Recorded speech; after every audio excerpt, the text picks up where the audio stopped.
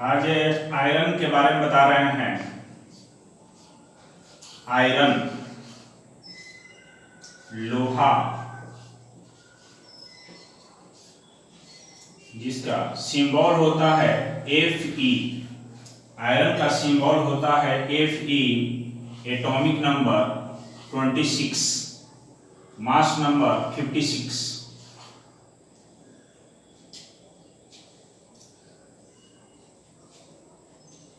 Iron का जो main course होता है, मेन कोर्स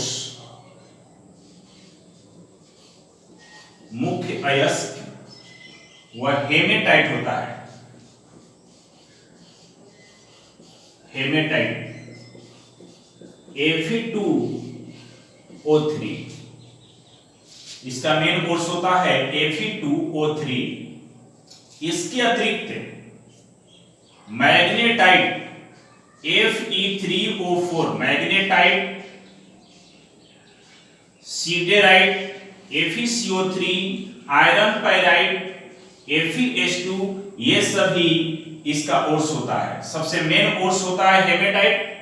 हेमेटाइट के अतिरिक्त मैग्नेटाइट, सीडेराइट और आयरन पाइराइट, ये भी आयरन के कोर्स होते हैं। लेकिन आयरन का जो एक्सट्रैक्शन है, निष्कर्षण है, वह हेमेटाइट कोर्स से किया जाता है, Fe2O3 से किया जाता है।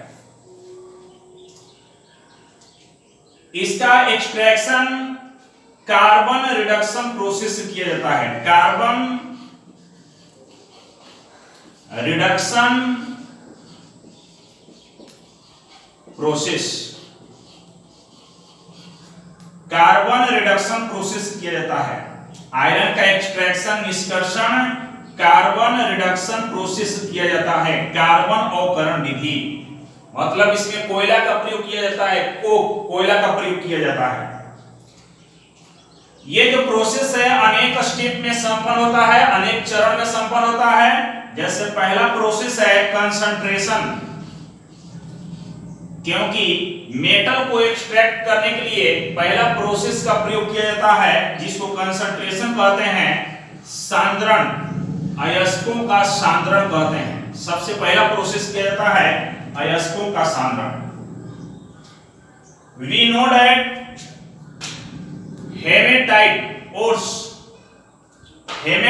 ores is crushed to a very fine powder, and the powdered ores are concentrated by gravity separation process and then concentrated by magnetic separation process. मतलब हेमेटाइट ओर्स को पहले पीस करके महीन चूर्ण बना दिया जाता है। पहले पीस करके महीन चूर्ण बना देंगे इसको। तब दो विधि से इसका सांद्रण किया जाता है। कंसंट्रेशन दो प्रकार से किया जाता है। सबसे पहले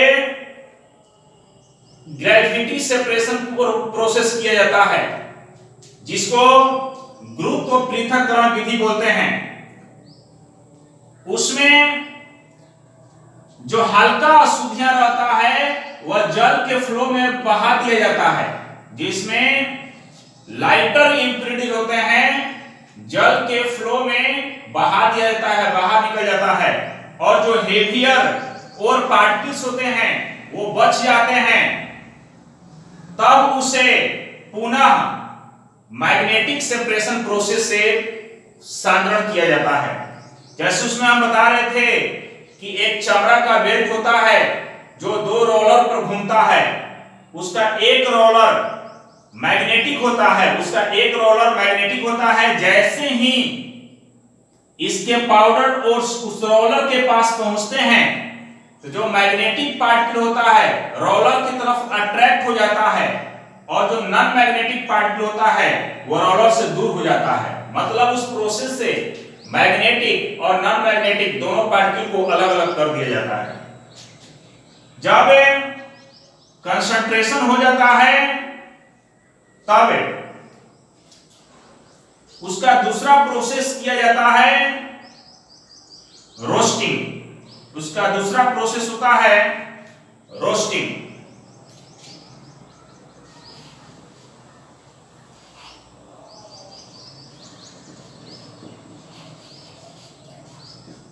भर्जन या जारण, भर्जन या जारण, जनरली हम लोग जानते हैं कि यह प्रोसेस सल्फाइड कोर्स के लिए होता है। जनरली ये सल्फाइड कोर्स के लिए लागू होता है, लेकिन ये सल्फाइड कोर्स नहीं है, तब पर भी उसका रोस्टिंग किया जाता है, क्योंकि जो हेमेटाइट कोर्स होता है उसमें sulphur, phosphorus, manganese, silicon, etc ये सब इम्प्यूरिटीज अशुद्धि के रूप में प्रेजेंट रहता है। जो हेमेटाइट कोर्स होता है सल्फर, फास्फोरस, मैग्नीज, सिलिकॉन इत्यादि इम्प्यूरिटीज अशुद्धि के रूप में प्रेजेंट रहता है। अतः इन अशुद्धियों को हटाने के लिए ही रोस्टिंग, भर्जन या जारण का प्रयोग किया जाता है। मतलब इस प्रोसेस में क्या होता है कि हीट किया जाता है, इसको कोर्स को हीट किया जाता है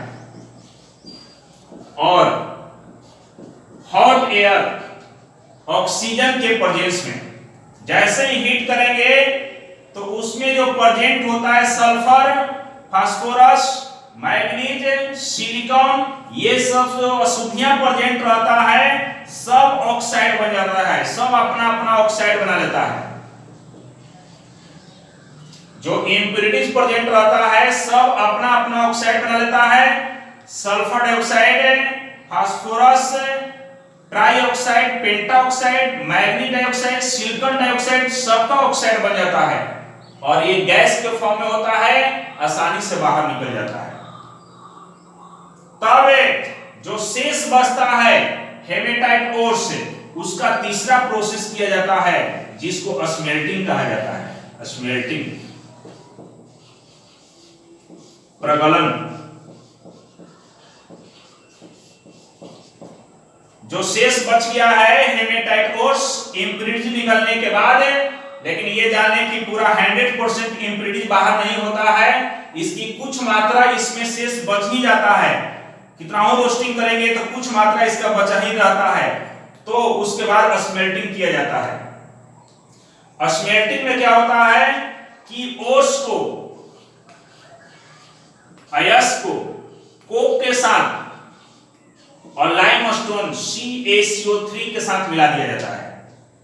जो अभी ओस प्राप्त हुआ है रोस्टिंग से उसको मिला दिया जाता है कोक के साथ और लाइमस्टोन के साथ मिला दिया जाता है और उसको ब्लास्ट फर्नेस में डाला जाता है। भट्टी का नाम है ब्लास्ट फर्नेस। ब्लास्ट फर्नेस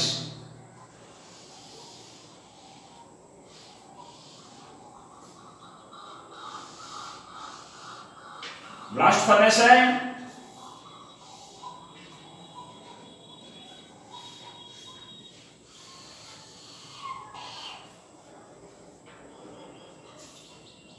इस प्रकार का बनावट होता है।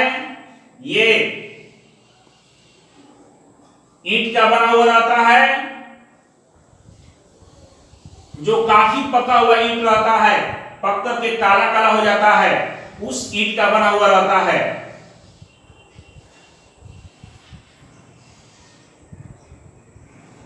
जिसको अग्निशह ईंट भी कहा जाता है। ये इसको दो भाग में बांट दिया जाता है। एक यहां पर होता है, एक इधर होता है, इसका बाहर निकलने का। यहां एयर जो है इनलेट करने का होता है, यहां भी एयर इनलेट करने का होता है। और ये कप एंड कोन होता है। कप एंड कोन,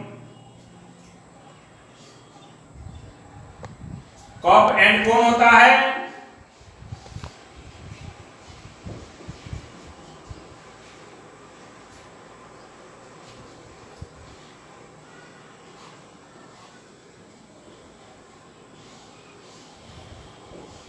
इसी के माध्यम से ओर्स को डाला जाता है। इसी के माध्यम से ओर्स को डाला जाता है।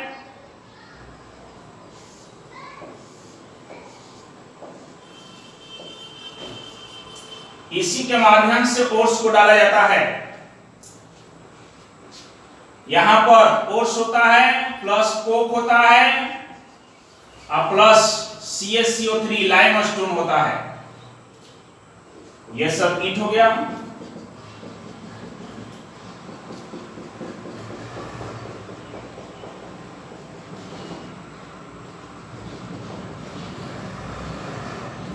यहां पर एक होता है बाहर निकलने के लिए गैस को, जो एक्स्ट्रा गैस होता है, पॉइजनस गैस बाहर निकल जाता है। जैसे ओर्स को, कोक को और लाइमस्टोन को इस ब्लास्ट फर्नेस में डाला जाता है और इधर से एयर पास कराया जाता है, O2 एयर पास कराया जाता है, O2, तब यहां पर फायर होता है, आग जलता है और टेम्परेचर इस तरह से होता है जैसे यहां पर 700 kelvin, 800 kelvin, 950 kelvin, 1300 kelvin, 1600 kelvin, 1800 kelvin, इस प्रकार से टेम्परेचर का कुछ क्रम होता है। जैसे जैसे हम लोग ऊपर की तरफ देखते हैं टेम्परेचर कम रहता है और नीचे की तरफ टेम्परेचर ज्यादा रहता है।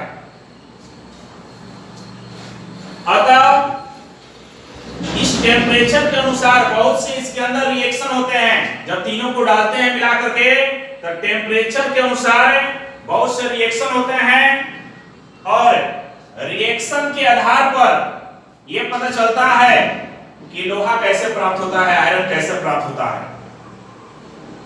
जैसे पहले हम आपको बता दें कि जैसे ही कोक, ओर्स और लाइमस्टोन को डालते हैं तो इसमें C+O2 दोनों मिलकर के CO2 बना लेता है। CO2 कार्बन और ऑक्सीजन दोनों मिलकर के कार्बन डाइऑक्साइड बना लेता है, CO2। और ये जो CO2 है फिर C से रिएक्शन करके 2CO कार्बन मोनोऑक्साइड बना लेता है। ये जो CO2 बना हुआ है, CO2 कार्बन से रिएक्शन करके कार्बन मोनोऑक्साइड बना लेता है और कार्बन मोनोऑक्साइड एक स्ट्रॉन्ग रिड्यूसिंग एजेंट होता है। वही हेमेटाइट ओर्स का रिडक्शन करता है। जो हेमेटाइट ओर्स है Fe2O3, जब ये CO के साथ रिडक्शन करता है, बैलेंस करने के लिए यहां 3 लिया जाता है, रिडक्शन करता है, तब ये बन जाता है Fe3O4 प्लस CO2 बन जाता है। 2Fe3O4 प्लस CO2 बन जाता है। और ये जो Fe3O4 है फिर ये कार्बन मोनोऑक्साइड से रिएक्शन करता है तो बनता है 3FeO प्लस CO2। मतलब हेमेटाइट ओर्स का जो परिवर्तन है, पहले Fe3O4 मैग्नेटाइट में होता है और मैग्नेटाइट पुनः रिड्यूस होकर के FeO फेरस ऑक्साइड बना लेता है। फेरस ऑक्साइड FeO फिर कार्बन मोनोऑक्साइड के साथ रिडक्शन करता है, तब आयरन प्राप्त होता है, Fe प्राप्त होता है और प्लस CO2 प्राप्त होता है। मतलब इतना करने के बाद लोहा प्राप्त होता है। पहले हेमेटाइट कार्बन मोनोऑक्साइड के साथ रिड्यूस हो जाता है, रिड्यूस होकर के मैग्नेटाइट बनाता है और मैग्नेटाइट पुनः रिड्यूस होता है तो फेरस ऑक्साइड बनाता है। फेरस ऑक्साइड का जब रिडक्शन होता है तब आयरन प्राप्त होता है। और कुछ हेमेटाइट्स ऐसे होते हैं जो डायरेक्ट रिड्यूस कर जाते हैं, जैसे Fe2O3 plus CO 3CO। Haematite का कुछ मात्रा जो होता है डायरेक्ट रिड्यूस हो जाता है और आयरन में बदल जाता है। जैसे Fe2O3 प्लस CO, यहां से 2Fe plus 3CO2, 2Fe plus 3CO2 बाहर निकल जाता है, डायरेक्ट Fe बदल जाता है। और ये बता दें कि जो इस टेम्परेचर है 1300 केल्विन, इस पर स्लैग बनता है, इस पर स्लैग बनता है। जैसे इसमें जो हम लोग को लाइमस्टोन जो डाले हैं CaCO3 लाइमस्टोन, ये 1300 केल्विन पर टूट जाता है, टूट करके CaCO3 जब टूटता है तो CaO बनता है और प्लस CO2 बनता है। CaCO3 जब टूटता है तो CaO और प्लस CO2 बनता है, और ये जो CaO है SiO2 के साथ रिएक्शन करके CaSiO3 बना देता है, स्लैग बना देता है। मतलब इसमें जो इंप्यूरिटीज होता है वो भी बाहर निकल जाता है, और यहां पर जो लाइमस्टोन है वह इंप्यूरिटीज को हटाने के लिए प्रयोग किया जाता है। इस तरह से जो स्लैग होता है इससे बाहर हो जाता है, और जो पिघला हुआ लोहा होता है मोल्टेन आयरन जो होता है नीचे आ जाता है और इसको एकत्रित कर लिया जाता है, यहां से Fe को एकत्रित कर लिया जाता है। तो सब चीज इसी ब्लास्ट फर्नेस में छिपा हुआ है। जैसे ही ओर्स कोक और लाइमस्टोन को डालते हैं, इसमें डाल करके और एयर प्रवाहित करते हैं तो फायर हो जाता है, जलने लगता है। जलने से अनेक टेम्परेचर प्राप्त होता है, और अनेक टेम्परेचर पर अनेक प्रकार के रिएक्शन होते हैं। फिर से समझ लिया जाए, सबसे लो टेम्परेचर पर कौन होता है, तो कार्बन ऑक्सीजन में जल करके कार्बन डाइऑक्साइड बनाता है। उससे थोड़ा सा ज्यादा टेम्परेचर होता है तो कार्बन डाइऑक्साइड कार्बन से पुनः रिएक्शन करके कार्बन मोनोऑक्साइड बनाता है, और carbon monoxide strong reducing agent होता है। इसलिए ये हेमेटाइट को रिड्यूस करने के लिए बहुत इंपॉर्टेंट माना जाता है, और जैसे ही हेमेटाइट के संपर्क में आता है उसको मैग्नेटाइट में रिड्यूस कर देता है। और मैग्नेटाइट पुनः जब कार्बन मोनोऑक्साइड के साथ रिड्यूस होता है तो फेरस ऑक्साइड प्राप्त होता है, और फेरस ऑक्साइड पुनः जब रिड्यूस होता है कार्बन मोनोऑक्साइड के साथ तब आयरन प्राप्त होता है, और आयरन प्राप्त होते होते टेम्परेचर कहां पहुंच जाता है, तो 1800 केल्विन के पास पहुंच जाता है। इतना टेम्परेचर पर पिघला हुआ जो लोहा होता है, मोल्टेन जो आयरन होता है, वो भट्टी के बॉटम पोर्शन से प्राप्त कर लिया जाता है, और जो 1300 केल्विन पर स्लैग फॉर्मेशन होता है, स्लैग बनता है, धातुमल बनता है, उसको एकत्रित कर लिया जाता है, इधर से एकत्रित कर लिया जाता है। और जो ब्लास्ट फर्नेस से आयरन प्राप्त होता है वह 100% प्योर नहीं रहता है, उसमें इंप्यूरिटीज हमेशा प्रेजेंट रहता है। थोड़ा बहुत प्यूरिफाई कर लिया जाता है, लेकिन इंप्यूरिटीज 100% नहीं हटाया जा सकता है। इसी के आधार पर 3 प्रकार का आयरन होता है। इंप्यूरिटीज के आधार पर 3 प्रकार का आयरन होता है। जैसे सबसे पहला जो होता है उसको पिग आयरन कहा जाता है। पिग आयरन और मोल्टेन आयरन, इसको कांचा लोहा कहा जाता है। पिग आयरन या मोल्टेन आयरन कांचा लोहा में आता है, जो भट्टी के ब्लास्ट फर्नेस के बॉटम से जो प्राप्त होता है, पेंदी से प्राप्त होता है, वही होता है पिग आयरन या मोल्टेन आयरन। इसमें जो मेन इंप्यूरिटीज होता है वह कार्बन होता है। आयरन में जो इंप्यूरिटीज होता है, जो मेन इंप्यूरिटीज होता है शुद्धियां, वह कार्बन होता है, और इसका परसेंटेज 2 से 5% तक देखा गया है।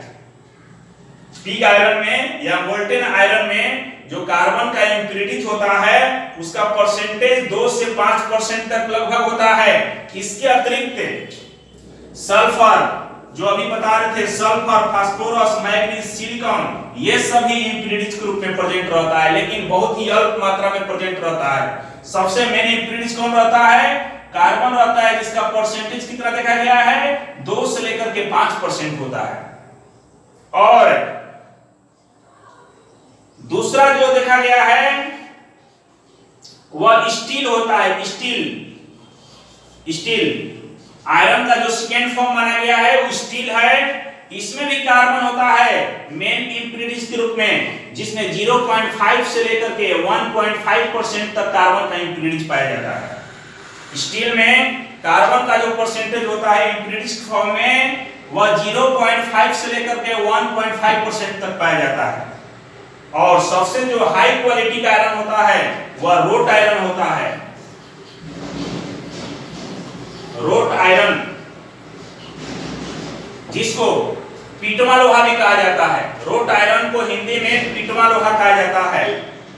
जैसे कच्चा लोहा हो गया या पिघला हुआ लोहा, ये स्टील हो गया, और ये पीटमा लोहा हो गया रोट आयरन, जो आयरन का शुद्ध रूप माना जाता है, जिसमें कार्बन इम्प्यूरिटीज 0.5% तक कार्बन का जो मात्रा पाया जाता है। और ये सब जो होता है अल्प मात्रा में, तीनों में ये तो सब पाया जाता है अल्प मात्रा में, लेकिन कार्बन का आधार पर 3 भागों में बांट दिया गया है। जैसे पिग आयरन में 2 से 5% तक है, और स्टील में 0.5 से लेकर 1.5% तक है, और जो रोट आयरन होता है पीटमा लोहा, उसमें 0.5% कार्बन होता है। इसके आधार पर यह सबसे लो क्वालिटी का आयरन माना गया है और इसको सबसे हाई क्वालिटी का आयरन माना गया है।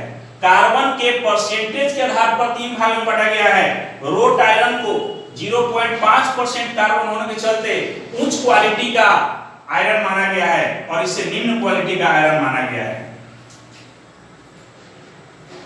ये था आयरन के बारे में कुछ जानकारी।